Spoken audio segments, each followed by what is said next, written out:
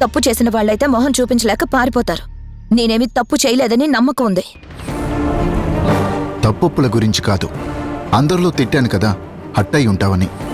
ఒంటరిగా ఉన్నప్పుడు ఒక్క మాట అంటేనే నీ ఆత్మాభిమానం దెబ్బతింటుంది కదా, అంతమందిలో అంటే భరించలేవని భావించాను. అఫ్కోర్స్, కానీ నిన్న నువ్వు అన్నది ఒక విధంగా కరెక్టే అనిపించింది. హాస్పిటల్ ప్రిమిసెస్లో డాక్టర్స్ ఉంటారు కదా, వాళ్ళని పిలవకుండా నేను ఫార్వర్డ్ అవ్వడం చూస్తే కరెక్టే అని నాకు అనిపించింది. పైగా వృత్తి పట్ల నీ డెడికేషన్ నాకు తెలుసు కదా, నాదే తొందరపాటేమో అన్న ఫీలింగ్ నాకు వచ్చింది. అంటే ఇప్పుడు నువ్వు రియలైజ్ అయ్యి ఇండైరెక్ట్గా సారీ చెప్తున్నావా? నువ్వెలా అనుకున్నా నాకేం ఇబ్బంది లేదు, నేనేం అనుకోను. నువ్వు నన్ను అర్థం చేసుకున్నందుకు సంతోషంగా ఉంది. థ్యాంక్స్. ఏంటిది? నువ్వు పేషెంట్స్ విషయంలో, ట్రీట్మెంట్ విషయంలో ఎంత స్ట్రిక్ట్గా ఉంటావో, ఎంత అంకిత భావంతో పనిచేస్తావో ఆ విషయం నాకు తెలుసు. నేను చేసింది తప్పు అని నువ్వు స్ట్రాంగ్గా నమ్మినప్పుడు రాత్రంతా ఆ విషయం గురించి ఆలోచించుంటావు. నా వల్ల ఫ్యూచర్లో ఇంకా ఏం జరుగుతుందో అని ఊహించుకొని నన్నెలా బయటికి పంపాలా అని మదనపడి ఉంటావు. నువ్వు కన్క్లూజన్కి వస్తే ఓకే, కానీ ఒకవేళ రాకపోయి ఉంటే నిన్ను శ్రమ పెట్టడం నాకు ఇష్టం లేదు. అది నువ్వు సిన్సియర్గా డ్యూటీ చేయడానికి అడ్డుపడుతూ ఉంటుంది కదా, అందుకే నేనే స్వచ్ఛందంగా తప్పుకోవాలనుకుంటున్నాను. రిజిగ్నేషన్ రెడీ చేసుకొని వచ్చాను, తీసుకో.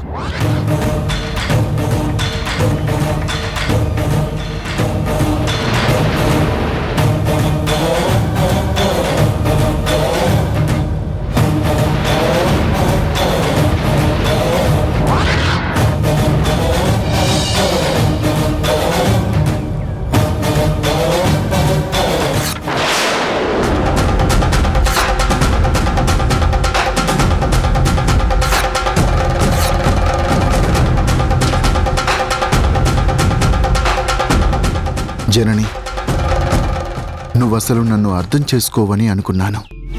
కానీ నీకు నువ్వుగా నా దగ్గరికి వచ్చి స్మూత్గా, సాఫ్ట్గా, కూల్గా, కాన్ఫిడెన్స్గా మాట్లాడుతుంటే నన్ను పూర్తిగా అర్థం చేసుకుంది, ఇంకా ప్రాబ్లం ఉండదని హ్యాపీగా ఫీల్ అయ్యా.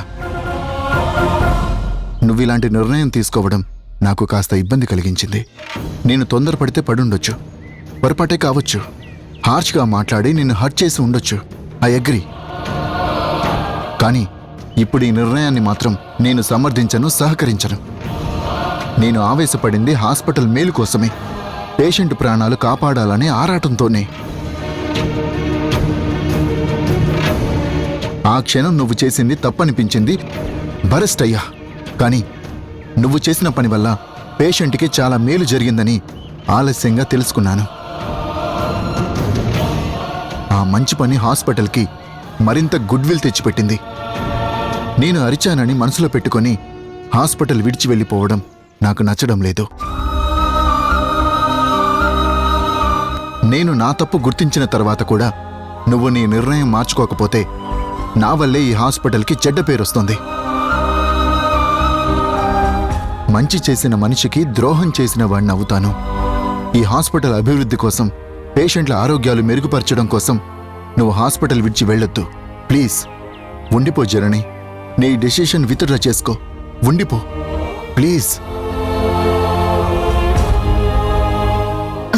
అంటే ఇప్పుడు నువ్వు నాకు ఇండైరెక్ట్గా సారీ చెప్తున్నావా? అలాగే అనుకో. నాకు నీ మీద పర్సనల్గా ఎలాంటి కోపం లేదు.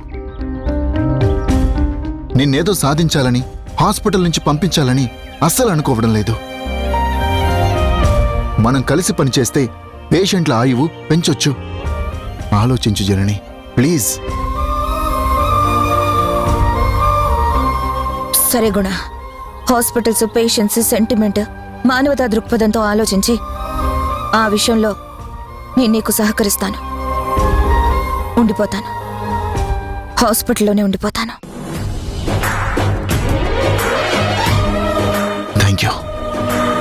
Thank you Janani, thank you so much.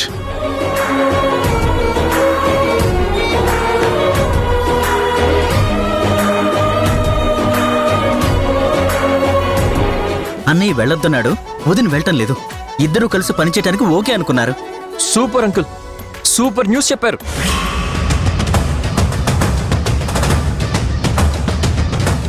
అయితే యోగా టీచర్ని నాన్న హాస్పిటల్ నుంచి పంపించట్లేదన్నమాట. Very good. కలిసి పని చేయడానికి కాంప్రమైజ్ అయ్యారంటే హాస్పిటల్ ముందు ముందు హై స్టాండర్డ్స్ లో నిలబడబోతుంది.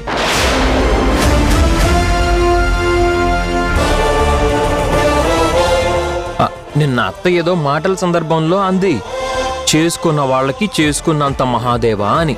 అదే పాపం యోగా టీచర్ విషయంలో నిజమైనట్టుంది. తను మంచి చేసింది, దేవుడు ఆమెకి ఇంకాస్త మంచి చేశాడు. కొంపలు కూల్చకురా, నువ్వు నిప్పుల్లో కాలిపోతావు అన్నారు. అనుభవం అనుభవం అంటూ అవతల వాళ్ళకి నీతులు చెప్పే వాళ్ళకి వాళ్ళ అనుభవంలోకే వస్తాయన్నమాట.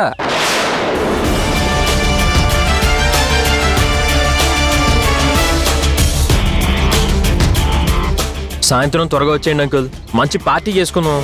ఆ, అలాగే.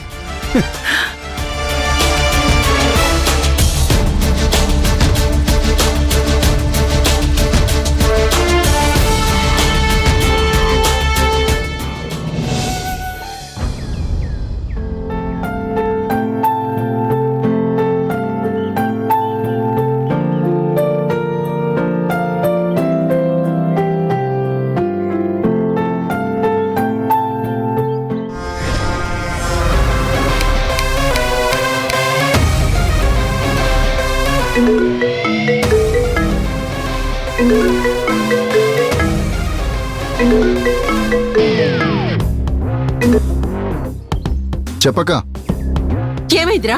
నేనంతగా జరగబోయే కీడు గురించి క్లియర్ గా చెప్పాను కదా. హాస్పిటల్ కి పోయే లోపలే నీ బుర్రని ఏ పురుగు తోల్చిందిరా? స్ట్రైట్ గా ఉండు. రూల్స్ పాస్ చేస్తేనే ఫ్యూచర్ లో మళ్ళీ అలాంటి ప్రయోగాలు ఎవ్వరూ చెయ్యరు, చేసే అవకాశం ఉండదు. ఓ భయంలో బతుకుతారని చెప్పాను కదా. నువ్వు ఎవరి ఇన్ఫ్లుయెన్స్ కి తల ఉంచొద్దు, కన్సిడర్ చెయ్యొద్దు, కన్విన్స్ కావద్దని హెచ్చరించాను కదా. నేను ఇంటికొచ్చి అన్ని వివరంగా చెప్తాను కదా. ఇంకా నువ్వేట్రా చెప్పేది? ఆ యోగా టీచర్ని పంపించట్లేదట కదా. జాలిపడ్డావా? నువ్వు జాలిపడి జాబ్ లో అలాగే ఉంచితే రేపటి నుంచి నీ హాస్పిటల్లో పనిచేసే స్వీపర్లు, వార్డ్ బాయ్లు అందరూ సిపిఆర్లు చేస్తుంటారు. పేషెంట్ల నోళ్లలో నోళ్లు పెట్టి గాలి ఊదుతూ ఉంటారు. లెక్క చెయ్యర్రా నిన్ను. నీ కష్టాన్ని లెక్క చేయరు, నీ వృత్తిని గౌరవించరు. హార్ట్ ప్రాబ్లం వస్తే ఇంతే కదా అని ఒక తేలిక భావంతో చూస్తారు. వీధి వీధిన సిపిఆర్ సెంటర్లు పెట్టేస్తారు. అక్క వదిలే, నేను చూసుకుంటాను కదా. ఇంకా ఏంట్రా నువ్వు చూసుకునేది? కొరివి అని తెలిసి నెత్తి గీక్కుంటానంటే నీ ఇష్టం. బొబ్బలొచ్చేది నీకే, బ్లేమ్ అయ్యేది నువ్వే కదా. జనాలు రేపు తూ అనేది నిన్నే. అక్క ప్లీజ్. నేనే నీకు ప్లీజ్ అని చెప్పేది ఎందుకో తెలుసా? అసలు యోగా టీచర్లనే వాళ్లే నీ జీవితానికి అచ్చి రారు. అనుభవాలు ఉన్నాయి కదరా, ఏం సుఖపడ్డావురా? సన్యాసం జీవితం తప్ప వైరాగ్యం ఒంటరి జీవితం. నేను నీ జాగ్రత్త కోసమే చెప్తున్నాను, అర్థం చేసుకో. లేకపోతే అనుభవించేది నువ్వే.